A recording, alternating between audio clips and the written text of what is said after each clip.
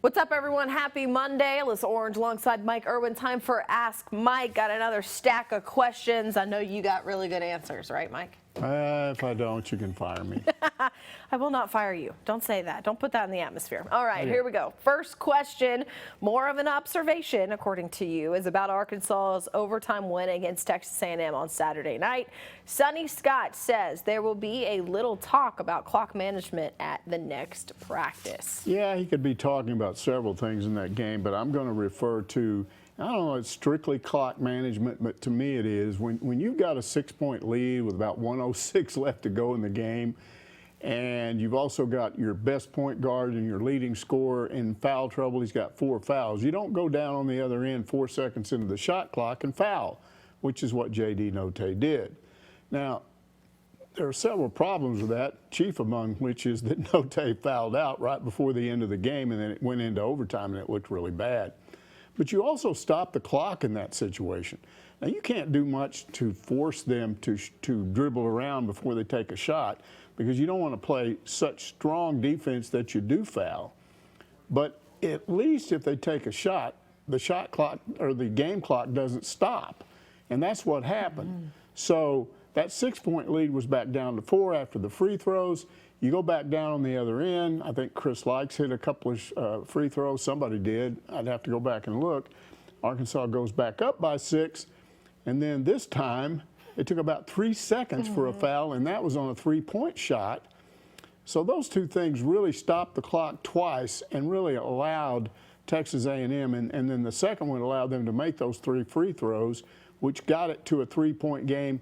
Arkansas couldn't get back above those 3 points, and then that allowed A&M to come back and hit that last second shot, which sent it into overtime. Yeah. So you could say that was bad clock management. It was a lot of things in that situation. And really, you know, there are a lot of fans that talk to me, and they're like, this team's kind of dumb, you know. Well, I don't know if that's true or not. Those were bonehead plays right there. But here's the bottom line. I'm sitting over there watching this thing with Tara, and I'm like, they're dead. They've got the only guy that's been able to kind of deal with A&M's defense, which is just unbelievable. Those guys do things with their hands nobody else does. And they get away with a lot of fouls. I showed you one yesterday. I think they're so quick, the referees don't see this a lot of times, but Arkansas dribbles the ball too much, which is exactly what A&M wants.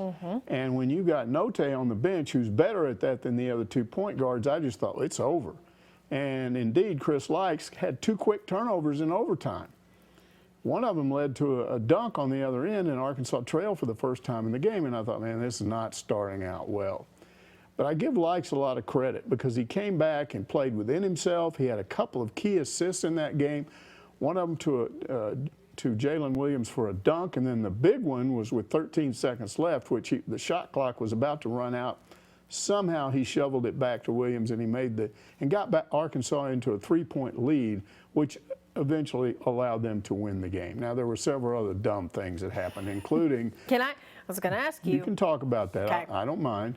But the bottom line is those guys, and then Devo Davis. I mean, he had a crucial layup in that game, hit a couple of free throws, but then the best thing he did, the first time Arkansas inbounded the ball with a 1-point lead and about, 6 seconds left, something like that.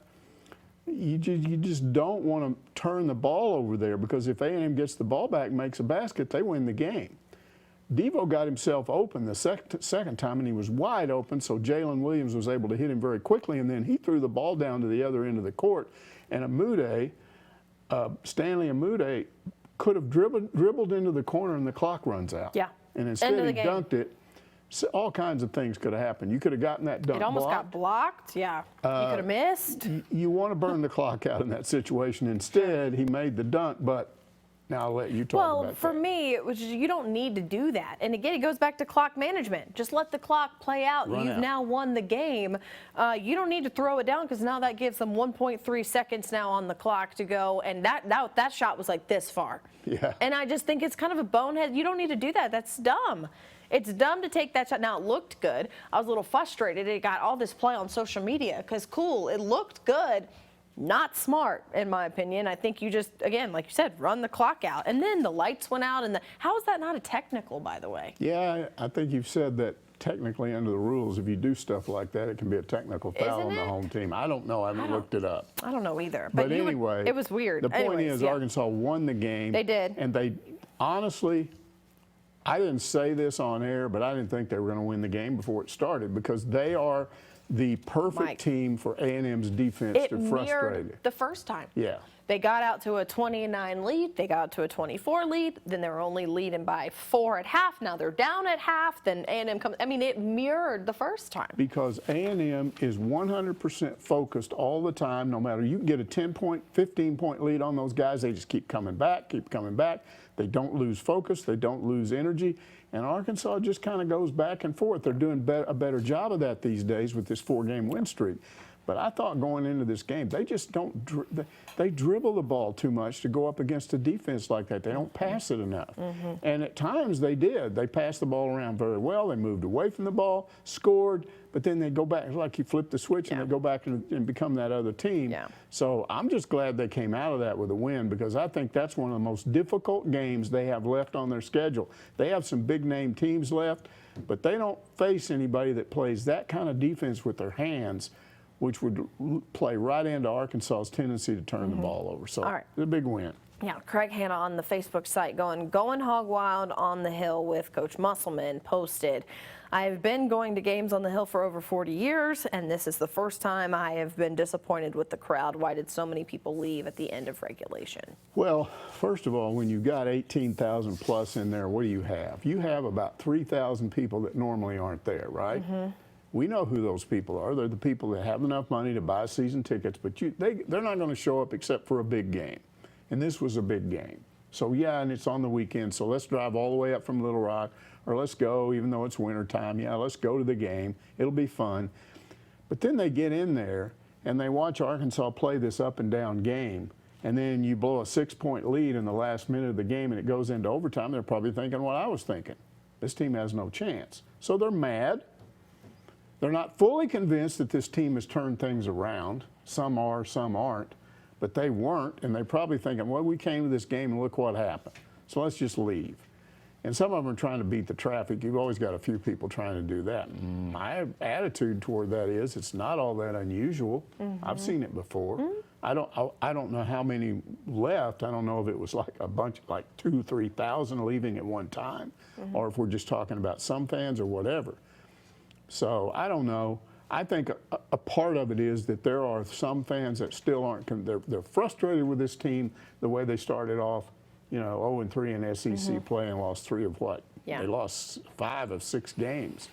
In a really terrible stretch. And I think there are a lot of people that are still kind of sitting there. They're on the fence. They're not sure this thing has turned around, so they're going to leave quickly.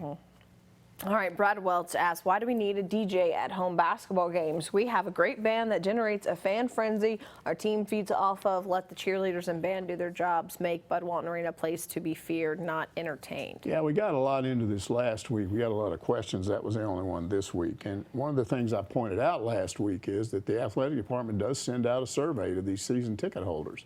And you can tell them what you like about it and what you don't. So I can only assume that there haven't been enough of these people that feel this way to convince them to change this thing. The only way it will change if there's enough people that are upset about this, and I've said before, how would we know? I didn't look at a survey. I haven't talked to everybody that's a season ticket holder. So it could well be that there's only some people, or maybe it's older people like me, and I like the old style. And so you get people that say, look, I want cheerleaders, I want the band, I want the dancing, whatever what was that? The drill team, I think they were called. Whatever the dancing team was called under Gene Nail for years. We want more of that, because they'd get out and had to have costumes for like Christmas and different times of the year and patriotic themes or whatever, and they would do that, and people just loved it. But a lot of that's changed, and it does, to me, resemble what's going on in a lot of other places, and I think they're kind of looking at the NBA and what they do. And so you get into this issue of, are you do you feel like as an athletic department, okay, when it's timeout, when it's halftime, before games, after games, do we have to entertain the fans, or is it our job to get the fans pumped up to stay into the game? And that was the old way of doing it, and I don't know if they'll ever go back to that or not. But to me, the only way it ever happens is if you get enough of this into these surveys that they go, hey, we better look at this. And I don't know where I haven't asked anybody over there. I think y'all are a bunch of DJ Derek haters for no reason. Well, I'm not. And I think I do like it the other way. I think so. DJ Derek started here, obviously, but he now does this DJ stuff at the SEC baseball tournament, at the SEC men's basketball tournament. He goes to league stuff now, representing the University of Arkansas, and plays at those venues. Maybe this is the trend of the future. I don't know. I just liked it the old way. I'm not saying. I don't think there's anything wrong with it, but I'm not saying kick him out, never have him in there. I just think people would like to see more of the band. I think they do a good job of both. Okay. You do. Some I do. I know. We'll see. I know. I'm allowed to say my opinion too, But again, the survey is the key, and if they don't change it, they're probably not getting enough of a reaction to cause them to do that. All right, Whippersnapper wants to know, is Kelsey Plum still a part of the women's basketball staff? I know it seemed to be a limited role when it was announced before. Well, as I understand it from you, it was always a limited role because she's playing in the WNBA, so she was doing stuff for them remotely. Yes. Yep, and it was during COVID too, and she was rehabbing off an injury during the WNBA, so she wasn't playing in games with the Aces at the time when she was doing this, and so she is still a part of it. But she still got her career and all that stuff. She did the 3-on-3 team in the Olympics and stuff like that. So yes, look, she's always going to be a part of this staff as long as Mike Neighbors is here, so he could pick up the phone or hop on a Zoom call with some athletes and talk to her. But she's not in Fayetteville. Yeah. She never has been. She's a grad assistant. Right. All right, let's turn to football. Stu says one of the articles I read indicated that Briles pulled a nut, that is feigning interest in another job in order to get a raise here. Sounds very Sexton-ish. If true, is it? I'm all for people getting whatever salary they can get, but still not a fan of this method. Okay, this was a part of a Twitter war that erupted between a guy named Mike Ryan Ruiz. He is a producer on the Dan Le Batard podcast. I don't know if he worked for Le Batard when he had a radio show at ESPN, but he's a producer on that podcast. I don't know if the guy's a Miami fan, what his motivation was, but let's take a look at some of these exchanges that took place on Twitter. He starts off posting, Mike Ryan, okay, he posted, Briles was never offered the Miami job. CAA, that would be Jimmy Sexton's company, he's an agent for, among other things, Kendall Briles, wanted Miami to offer so they could leverage it for a raise and loyalty clout at Arkansas. Miami never offered, and they leaked the offer anyway. Briles really wanted to go to Miami for what it's worth. Okay, so then a Razorback fan who's fairly well known on Twitter, goes by the Twitter name of Pinto, he jumped back in and said Miami offered Briles a deal he couldn't refuse. He actually refused it not once but twice. Briles left over 7 figures in 3 years on the table to stay with Pittman and Arkansas. Nothing but respect for Kendall Briles. And then the producer came back and said, respectfully, you don't know, and then he put an expletive in there, bad word. And finally, Kendall Briles himself, I felt like he had to get involved, so he posted, get a reliable source. Yeah. Now look, to me, when coaches almost never comment on a job they don't take. Usually the only way you're going to officially know that somebody was offered a job is if they take the job. If they don't take the job, they've got enough class not to make the place that offered them look bad, so they don't say anything. And I think he would have kept quiet about this if it hadn't been for this producer, basically implying that he was a big jerk. And so he saw enough of this that he felt like he should step in and clear the air a little bit. Now, once he posted that, then it just blew up. And I won't go into all these tweets, but they were all from Razorback fans, and they were making the very cogent point to me that if you're in that situation, if you're saying that this happened with Kendall Briles, that he did this, where is your source? Where is other media outlets saying this? You are the only person. You're not even Dan Le Batard. You're a producer on Le Batard's show. And you're the only one saying this. Nobody, there were some Miami fans that got in and said this, but no one else in the media said it. In fact, they all said the opposite, that he was offered the job and that he turned it down. So to me, you know, it was kind of funny.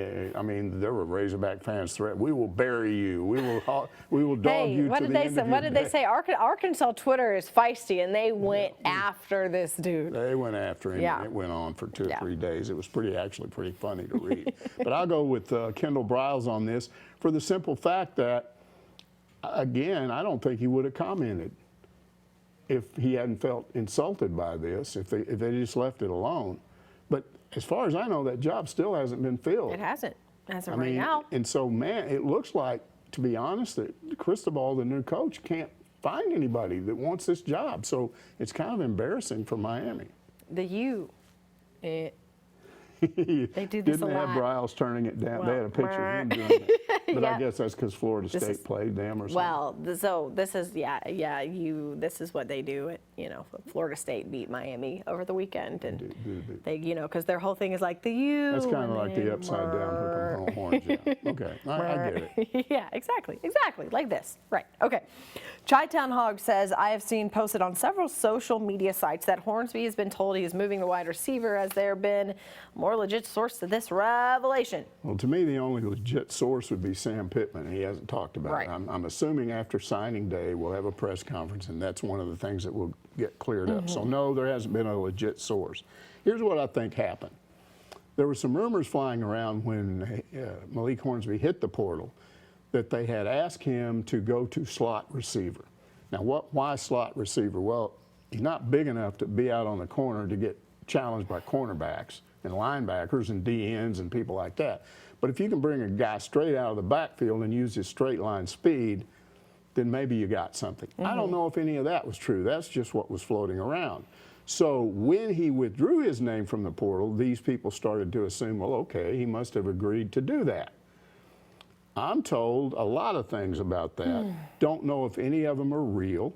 One of the things I was told was they did work him some there, but he didn't catch the ball very well. So that kind of nixed it anyway.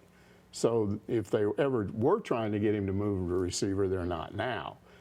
And I'm told that he's coming back as a quarterback. And that leaves Arkansas with 2 legitimate backup guys, one with game experience, and then you got another one that I don't think has game experience, but he's a very talented freshman last year. So the backup quarterback situation, even though you kind of hope KJ takes every snap next year, it's probably not very realistic considering he's a run-pass guy, and we know he tends to run into people and get knocked around. Yeah, what do they call womp? He likes to womp people. Yeah, womp people. What did Sam Pittman say? We don't do that. We don't slide. No. Well, he said, I told KJ, you could slide. And he goes, no, I want that extra yards. Yeah, and Pittman himself, we don't do that at Arkansas. We don't do that slide thing with our quarterback. So, no, but I do think, to your point, there's going to be a package with Malik Hornsby plays.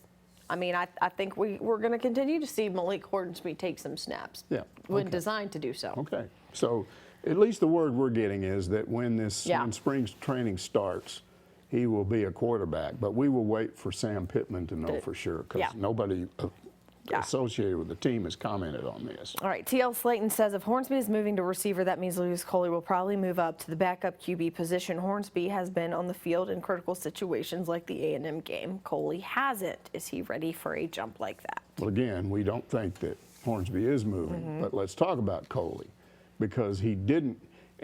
To me, what had to be frustrating to him, I went back and looked at the spring game last year. Do you realize that they were bringing him in dead last? They had John Stephen Jones out there before him. They had that Cade Renfro from Ole Miss transfer, walk-on before him. He was the last guy to get snaps. And he's pretty talented. And to me, it says a lot that he didn't transfer. He didn't hit the portal over that, because some guys would have. Instead, I think he sat back and he learned. We watched him in practice. He was over there working hard. And what impressed me was after the bowl game, he went back to San Antonio, where he's from, and he posted a video, and it looked like he had kind of a coach out there working with him, but he was doing a lot of drills out there as a quarterback. He's a run-pass quarterback.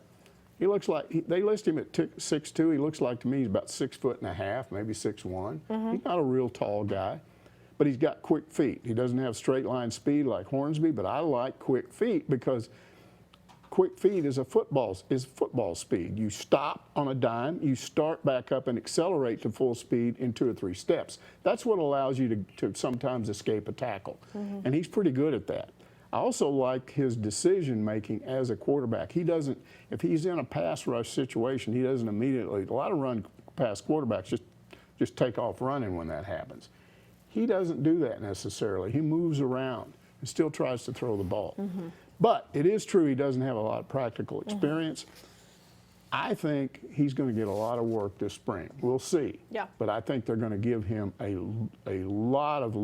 long look, and I would not be surprised at some point if he is not the number 2 quarterback. Yeah.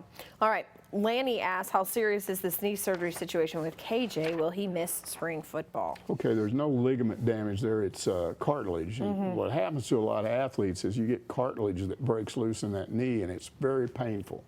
And we now know that KJ was running, like, for instance, at halftime of the Outback Bowl. Apparently Pittman went in there and said, look, we're going to run the ball. He told all of them, including Kendall Briles, we're not throwing it, we're running it. And we saw what happened. They won the game doing that. And then supposedly Pittman said afterward, see how simple that is? It's not hard. Well, it's all the more remarkable when you realize that KJ had the cartilage, loose cartilage in his knee, because that's very painful. So now they're correcting it. That's arthroscopic surgery. That is, you don't slice them open. You go in. I had that when I had my surgeries, 4 or 5 of them. They go in with a little punch thing and run an optical thing in there and a little tool and suck all the cartilage out of there. And supposedly that's anywhere from a 4-week to a 6-week recovery. I've seen it in as soon as 3 weeks. If it's in season. If you're muscleman, it's a week. Yeah, if you're trying to get somebody back, it can be quicker. We're about that far away from spring football, so the big question is, how does this affect him for spring ball? I'm just going to speculate here because nobody's told me this. I think they're going to go pretty easy on him in spring football. I think so. He doesn't have anything to prove. You don't want to get him hurt in the spring. He's your stud. He's your Heisman-type candidate if you win enough games.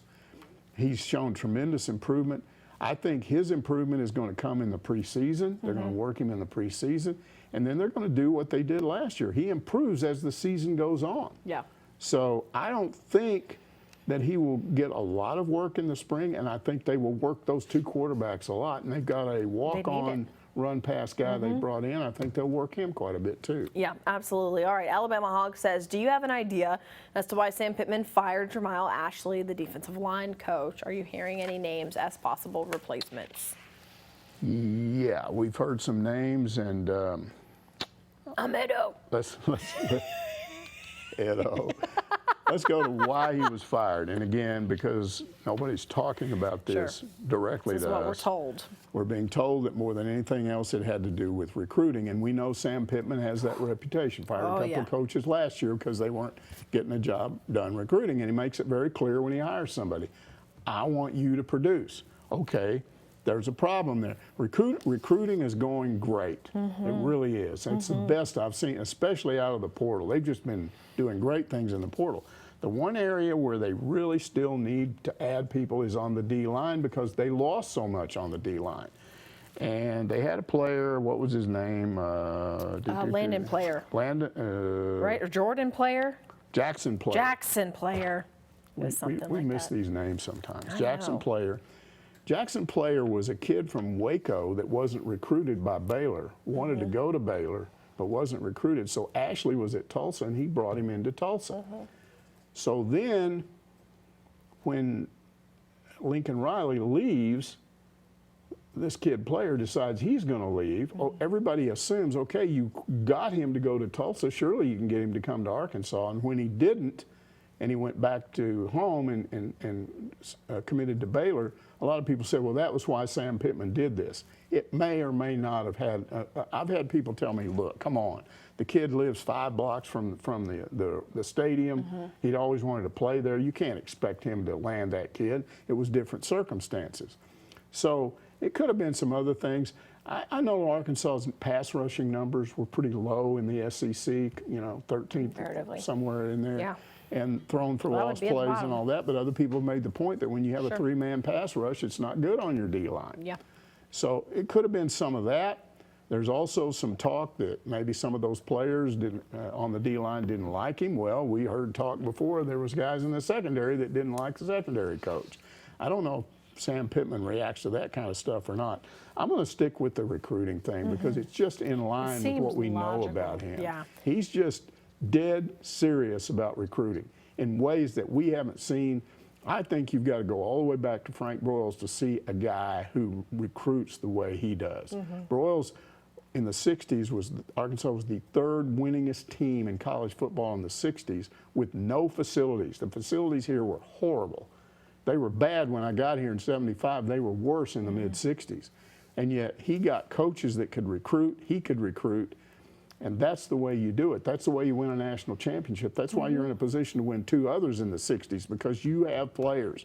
And Sam Pittman, I think, at Georgia realized that. He goes from Arkansas to Georgia. He sees the difference in the way they recruit. And so when he becomes a head coach, he says, aha, this is a huge part of it. I'm going to make it happen. Oh, and it's looking pretty on the hill for sure with the talent they're bringing in. Whew, okay. What is your current assessment of the incoming portal talent? Here we go. On paper, seems like we're improving overall. What's missing? You know, it's funny. I saw someone on Twitter the other day calling him Portal Pitt. Portal Pitt. And just maybe 3 weeks ago, people were freaking out because they lost. And Danny West, because they got that commitment from Georgia, the DB from Georgia, Danny West on Twitter said, hey, remember when everyone was freaking out a week ago? And I was like, that's so funny. let's talk about what they've done in the portal. Okay. Yeah. They pulled 2 5-stars out of the portal. A 5-star receiver from Oklahoma. Yep. And a 5-star linebacker from Alabama. Yep. They brought in a 4-star defensive end from LSU and a 4-star, I think I don't know if he's a cornerback or a safety, but a 4-star defensive back from LSU. Yeah. And now they've landed a high 3-star from Georgia who started 11 games for Georgia last year. Yeah. So look who we're talking about here. Georgia, Alabama, 2 national champion, national runner-up, Oklahoma, and LSU, who we know has talent. LSU won a national title a couple years ago. Oklahoma's been in the college playoffs. So when you start getting players out of the portal from those schools, unless you are just blind, you cannot help but notice something different is happening here. And that's why I keep telling these people that are all against the portal. We've got all these Razorback fans. What can we do about the portal? We've got to get rid of it. It's a terrible rule. Blah, blah, blah. And I'm going, you better hold back on that. Arkansas is winning in the portal. Sam Pittman knows how to work the portal. Yeah. Remember, we always say everyone's happy when the portal gives and everyone's upset when the portal takes. Yep. But it evens itself out and maybe works in your favor. All right. So Dow Loggins can recruit, period. 3 to 4-star tight ends. We have never had that before. And man, Otis Kurt was loving the tight ends that they're bringing in our recruiting report yesterday. Here's the thing about Dow Loggins. Sam Pittman got heavily criticized. He got heavily criticized for that hire because people were making the point he'd spent his entire time as an assistant coach in the NFL, and in the NFL you don't recruit. So this guy won't be able to recruit. That doesn't make any sense with a head coach that wants assistant coaches to recruit. Well, I guess he must have known something because this guy is just cleaning up as a recruiter. Otis, I was talking to him about an hour ago. He said Loggins outkicked his own expectations on this. He was trying to get 2 of these tight ends. 2 of the 3 guys. He thought he'd be doing good if he got 2. He got all 3 of them. He went, oh, okay, I'll take all 3 of them. And they are all really good. Oh, so good. So nix this notion that Dow Loggins can't recruit. Yeah. And we keep hearing that if Kendall Briles leaves, he's the next offensive coordinator because he's done that in the NFL. I assume if he does that, then he'll be out recruiting quarterbacks because he will become the quarterbacks coach. So I'd love to see him recruit quarterbacks. Yeah, yeah. But we love us some Kendall Briles at the moment, too. It's all going good. It is. It is. All right. Reacting to Arkansas landing those 3 4-star tight ends to the 2023 class, DJ Piles says, Awesome, but no way I see us keeping all 3 for next year's signing day. The money offers from elsewhere will be coming. Everybody, all about the money. Yeah. and Always the money. I addressed this last week, and I will say it again. Fans are freaking out over the NIL thing, and there's way more than I feel like players are. Yes, Maybe? and there's no real evidence that it's become a huge problem. Yes, there have been isolated incidents where players have been bought by another school with some big NIL deal, but it hasn't happened a lot.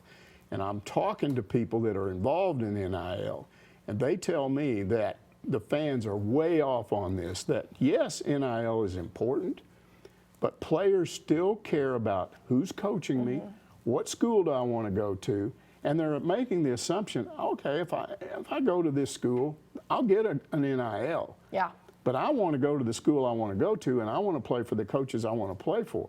Now, look, anytime you get 3 players like this that sign we're almost a year from the early signing period and over a year from the late period. So anytime you've got that much time before you actually go from being a commitment to signing, yes, there's a chance somebody could get you to flip. That happened before NIL. Coaches are always going to be out there and not giving up.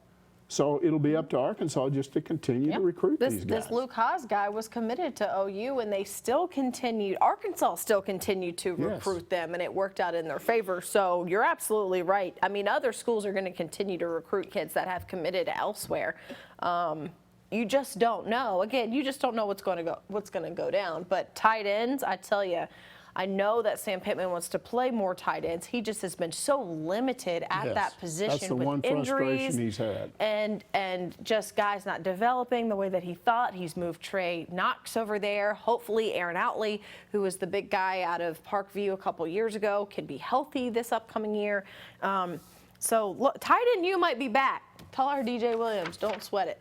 Yeah, but again, tight end, you might be back. NIL, you're freaking out over it for no reason right now. There's no evidence that players are being bought with NIL deals. And if what he's suggesting were to happen, then somebody's broken the rules. I'm not saying they aren't breaking it, but you're not supposed to be able to go in and offer a guy an NIL deal before they sign on the dotted line. That comes afterwards. So. Right. All right, Pig's Feet says, if the NCAA saw the NIL coming, why did they not pull some rules in play rather than allow anything schools can arrange and then trying to rein everybody back in? I really feel like some fans I feel like really are invested in the fact that like the schools are pulling the strings here. That's not necessarily the case. Well, what happened with the NCAA is they didn't see it coming. That's the big problem. They'd never lost a lawsuit, and they lost this huge lawsuit. I think it went all the way to the Supreme Court, and they were shocked. It's like, what? So they freaked out, and then I think their next move was to appeal to Congress. They wanted Congress to step in and do something about this because they knew what a problem it would create. And you know, Congress, those guys aren't going to agree with anybody on anything. No, we're doing this. No, we're doing that. Nope, nope, nope. So they just kind of threw it, handed it back. So the NCAA took the position, okay, we don't really know what's going to happen because this is so new. The best thing we can do is sit back and just watch and see what happens here without, they've got 2 basic rules. You can't tie it to performance. So if you caught if you caught a player and he went out to, some big company and they were giving him more money if he scored more touchdowns and you could prove that, then you've broken a rule. And the other rule is what we already mentioned. You can't offer somebody a specific deal while they're being recruited. Those are your only 2 rules. Well, there are just all kinds of things in between that are not really right, and we've heard some of them. Yeah. And so I think the NCAA is going to sit back and kind of wait. They're getting all these complaints forwarded to them from coaches. Hey, this happened. Oh, this happened. This is terrible. We got to do something about this. So they're keeping all this in a box, and when the time comes, they'll put a committee together and get everybody together and try to come up with some rules that will stand up to a lawsuit because it could be real picky. Yep. And I don't know if we can go back, but I think we missed a question. Did we? If we can go back. Yeah, Did I miss it? There was one about the NCAA Oh, I'm so sorry. Yeah. you're right. Dr. Strangefork wanted to know, is this new constitution that the NCAA voted on, is this the beginning of the end of the NCAA as we know it? I apologize, I did skip that. Yeah, that's important. I wanted to get that question in there. I think that's an over-dramatization. I don't think the NCAA it's the end of the NCAA. What it's the end of is the NCAA being all-powerful and telling everyone what to do. And if you listen to this show, I've said it for a long time, and I've said it even before this on the radio, on television. The NCAA has always worked for the member institutions. They work for them, but they made it the other way around. You do what we say. They became autocrats. You know, we're the ones that are going to decide this, and you'll just do what we say. Look at the way they tried to handle COVID in 2020. They tried to tell everybody, oh, you just can't. We shut basketball and everything down, but the football people got together in the SEC and the Big 12 and the ACC and said, we're playing football.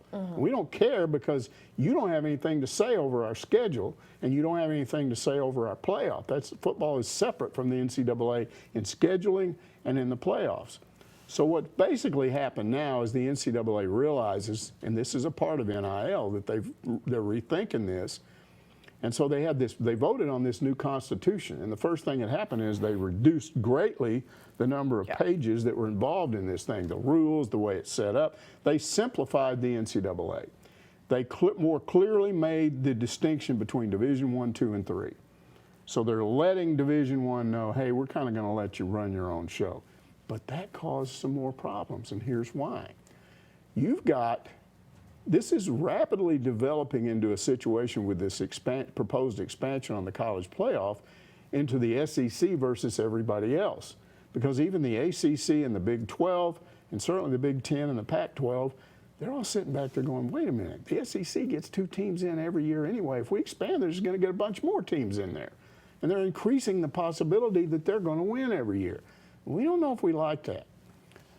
So the SEC is trying to argue with these people and say, look, everybody's complaining because it's one of 2 or 3 teams every 3 or 4 years. It's like Clemson or Alabama or Georgia or Ohio State. You know, it's just whatever. There's just a few teams involved in this thing. But if we make it bigger, you increase the chances of an upset. Now, here's what you get from all these geniuses about college football.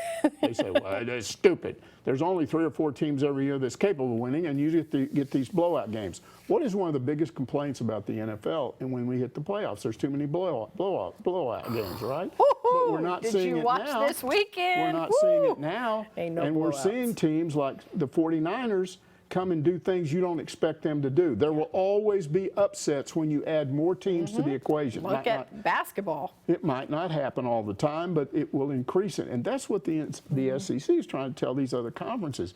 If we put more teams in there, you're going to get more teams in there. This increases your chances of winning a national championship from your conference, not make it worse. Yeah.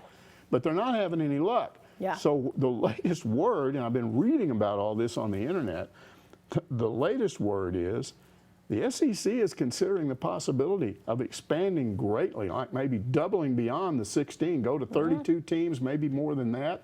And here's what they would do. You talking about the SEC as like a conference? Yes. Oh, my goodness. So here's the way it would work. Greg Sankey picks up the phone. Let's say he calls Baylor. I'm just picking Baylor out of the hat. All he calls Baylor, and he calls the Baylor. AD, and he goes, hey, what do you think about the college football playoff? Do you like the idea of expanding it? And the guy says, well, yeah, I think that's kind of cool, but everybody in my conference is against it. But what do you think about it?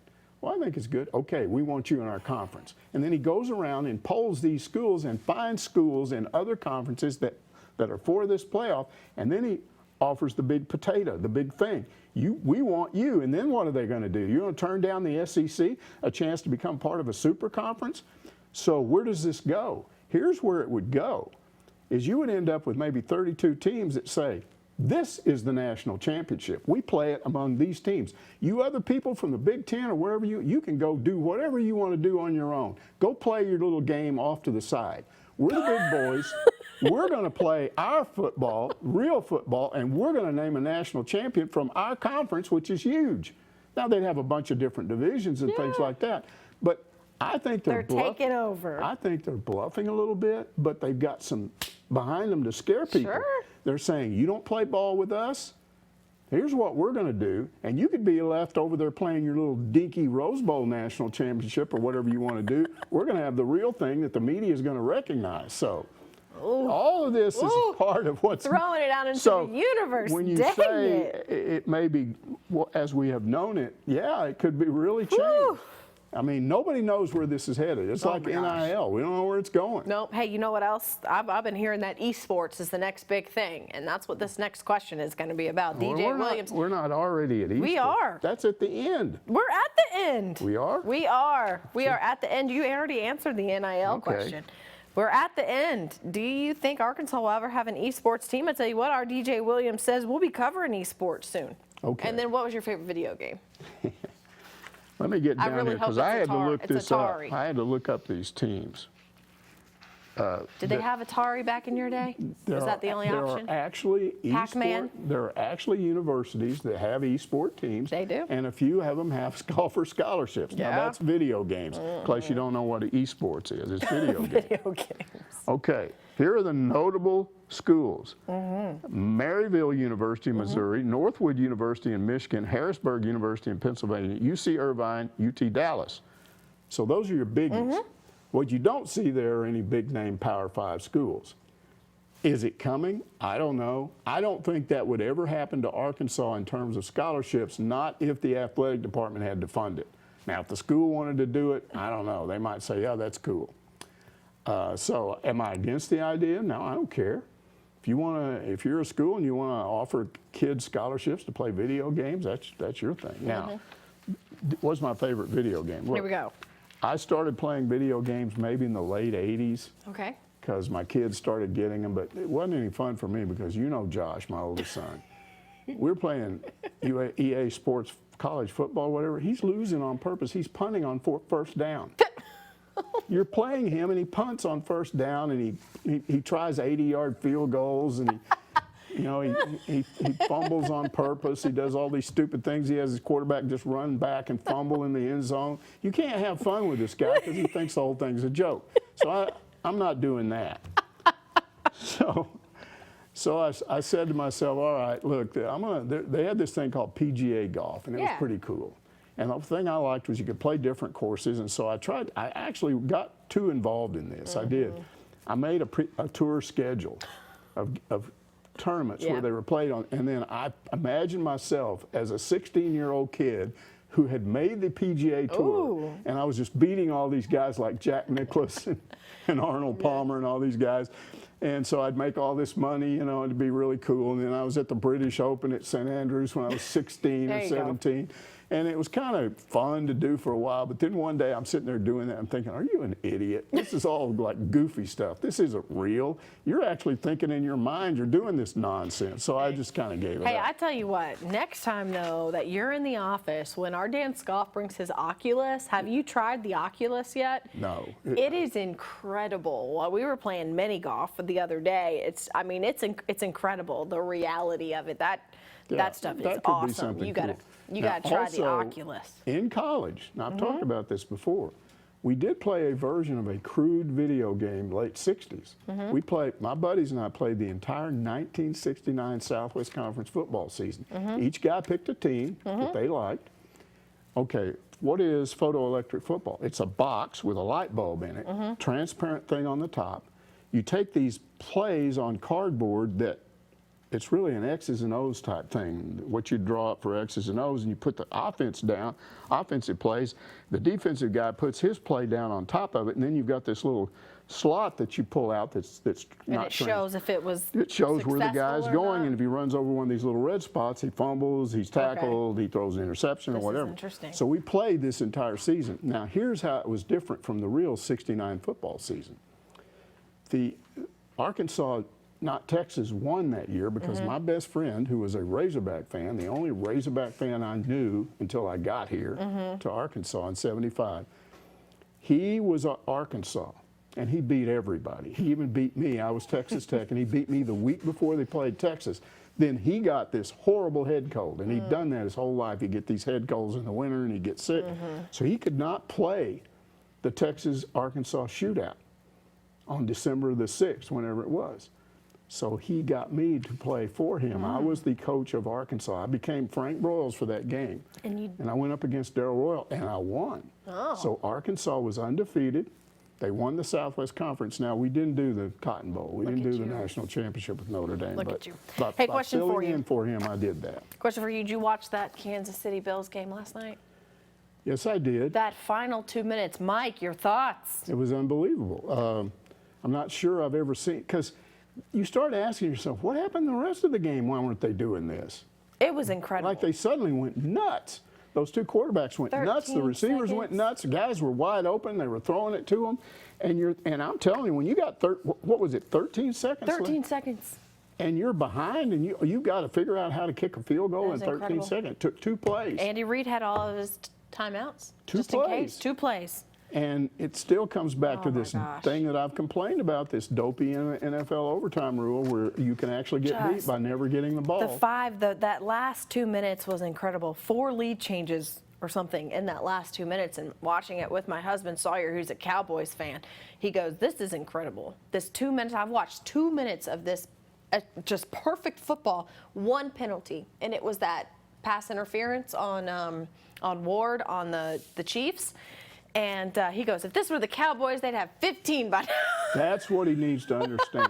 He said they'd have 15 penalties, He needs false to, starts, he all needs this to mess. do what I do, ditch the Cowboys, find some other team, because they can't even come close to The doing only other something man, I like tell you what, that. the only other team in our house obviously is the Dolphins. I grew up a huge Dolphins fan, and as much as I loved watching that, I realized as a person whose team is also in the AFC, we got a long way to go, and we play Josh Allen twice every year. Can you imagine the future way he games throws between those two guys, It's the new Mahomes Manning and Allen? Brady. Wow, It's going going to be incredible. terrific. Man, I tell And you they're what, though, friends. he throws a football. Holy cow. And can you believe this guy? He just plays for the Bills. He ended up at a junior college because nobody wanted him out and of then high school, Wyoming. and then he goes to Wyoming. Incredible. And Yeah.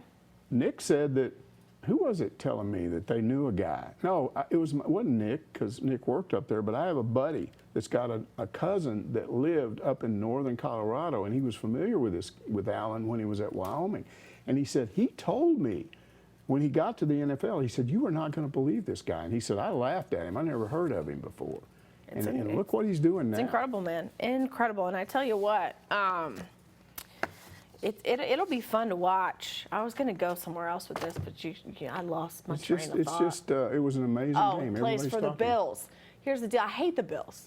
I'm a Dolphins fan. I went to a Bills game when I was 16 years old. The guy that I was dating at the time was a Bills fan. So we go up to a Bills game in December in Buffalo. Oh.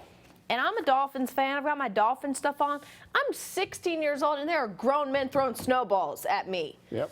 They're crazy. Those people up are there. insane. And plus, can you imagine what it's like to live there? And they're all in the winter? dragging stuff, going, "Squish the fish." No, thank you. I'm in Buffalo in the wintertime, but you know, No. my favorite. thanks. You know who my favorite ex-Razorback is? Joe Ferguson. Who did he play for? Did he play for the Bills? Yeah. Oh, okay. Well, So, good come for on. Joe. All right. That's fun. Hey, it's been fun today. This was a good set of questions. Thanks for watching this week's Ask Mike. We'll see you next week.